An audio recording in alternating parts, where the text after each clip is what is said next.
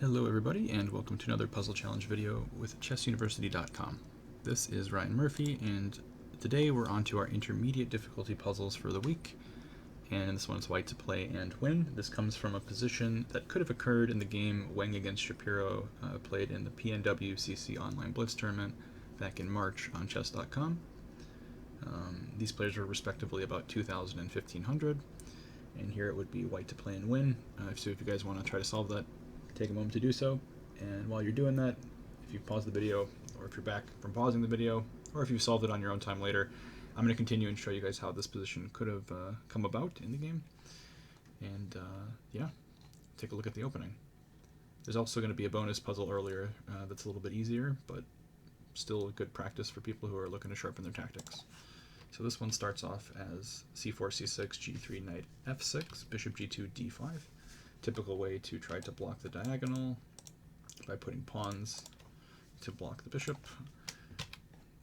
Black takes the pawn on c4. You can also play with bishop g4 in this position, but accepting the sort of momentary gambit is pretty normal too.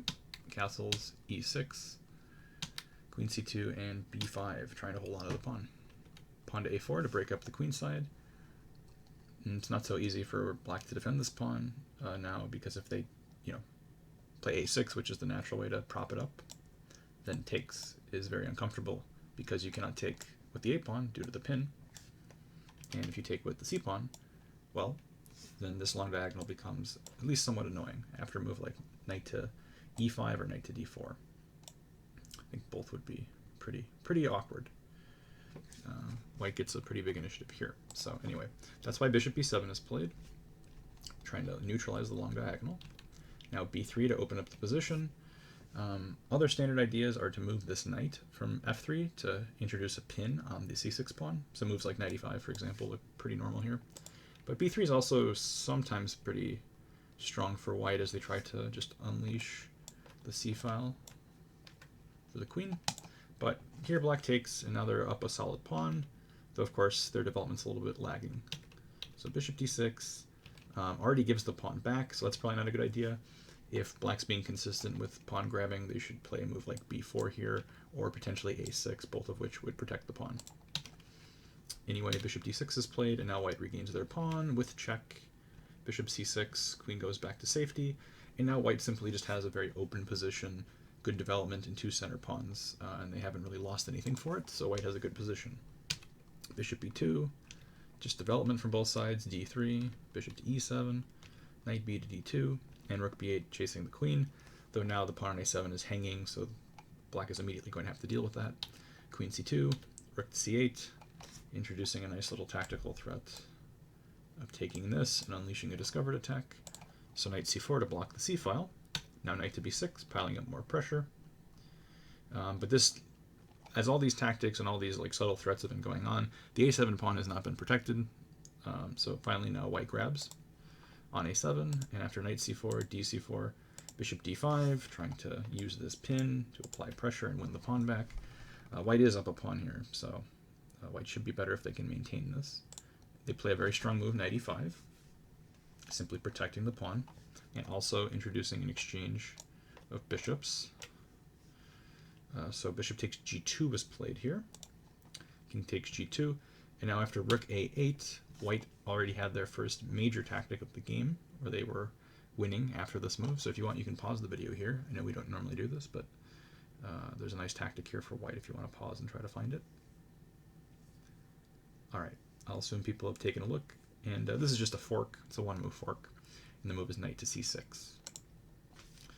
And here, relatively best, it's a fork because this was already under attack once by the rook, and now it's under attack twice, only defended once, and of course the queen is also hit. So black must lose at least one minor piece. Probably the way to lose the least here would be to sack the queen, but in a position like this, it's just not enough pieces for black. So black is just down a decisive amount of material. In a blitz game, they can keep fighting for a little bit, but white also has this c-pawn to deal with. So it's too much, but that was relatively the best try. Anyway, after queen d6, they're just down a whole piece. Bishop a3 was flicked in, which isn't the most accurate move. Better here, I think, is simply to either chase the queen with c5, Or you could double rooks and just maintain everything. That probably is the easiest. But anyway, bishop a3 is fancy. It's a blitz game. People play fancy things in blitz chess. And after queen b8, which is a very strong find, now this rook has to move. And, well, in the game it didn't. In the game, white played knight c6, which is a tricky move, and then queen b6. And now suddenly this knight's going to be hanging, and also after this trade happens, this bishop potentially will also be hanging, so it's going to become tricky. So queen a4 was played, trying to protect everything. And now it takes, and pinning. And this is already way more complicated than it needed to be. Black's doing a good job to find resources and keep black under pressure. So rook d1 played, trying to use the back rank. So now if, for example, if black tries to grab this piece back, right? Well, at minimum, you should be able to exploit the fact that the back rank is weak. But the only problem with that is that there's this move knight g8, so it's not actually a mate. It's funny that the king being on h8 instead of on g8 is actually helping black. So normally this is the tactic that would work, but funny enough, the move knight g8 holds everything together for black, and they're actually just up a queen. So that's a nice detail. Anyway, the back rank is still quite weak, though. It's something that black was afraid of. So they played h6 here, which seems pretty reasonable.